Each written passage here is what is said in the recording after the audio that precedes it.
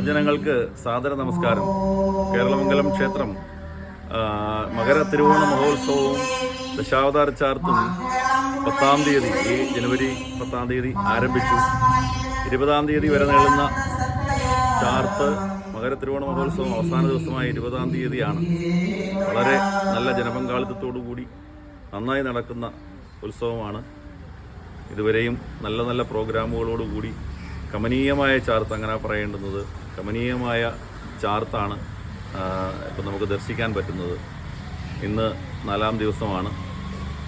അങ്ങനെ ഇതുവരെയുള്ള എല്ലാ ദിവസങ്ങളിലും വളരെ നല്ല ജനപങ്കാളിത്തത്തോടു കൂടി നടന്നു പോകുന്നുണ്ട്. നന്നായി നടന്നു പോകുന്നുണ്ട്.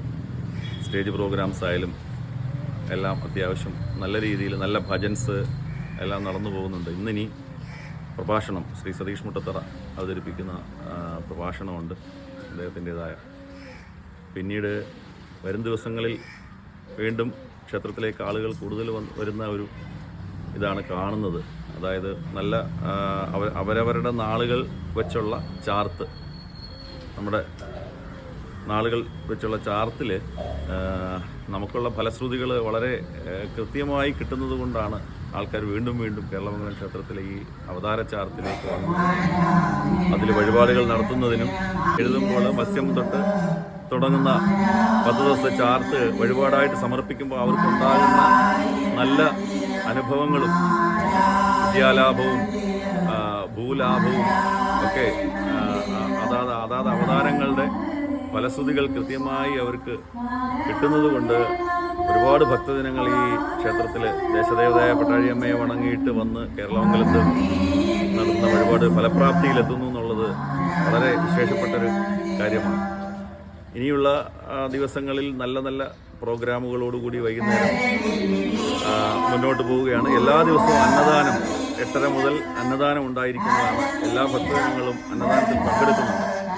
നല്ല രീതിയിൽ ഈ ഇത്തവണത്തെ ചാർത്ത് മുന്നോട്ട് പോകുന്നു. അവസാന ദിവസം ദേശദേവതയായ പട്ടാഴിയമ്മയുടെ അടുത്ത് ഭഗവാൻ എഴുന്നള്ളി പിടിപ്പണം സമർപ്പിച്ച് ക്ഷേത്രക്കടവായ ഇടക്കടവിൽ വന്ന്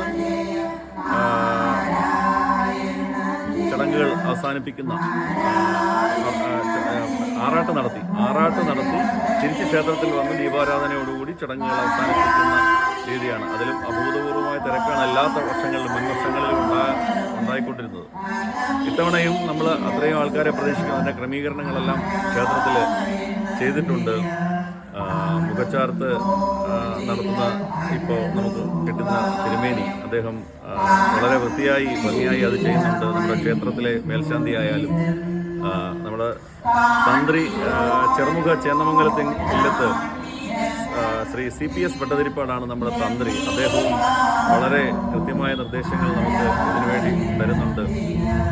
മുൻകാലങ്ങളിലെ പോലെ തന്നെ എല്ലാ കാര്യങ്ങൾക്കും അത്ര കൃത്യതയോടും നടന്നു പോകുന്നു. എല്ലാ ഭക്തജനങ്ങളും വീണ്ടും ഈ ക്ഷേത്രത്തിലെ പരിപാടികളിലേക്ക് പങ്കെടുക്കണമെന്നും വഴിപാടുകൾ ഒക്കെ നടത്തി അവരവരുടെ ആഗ്രഹങ്ങൾ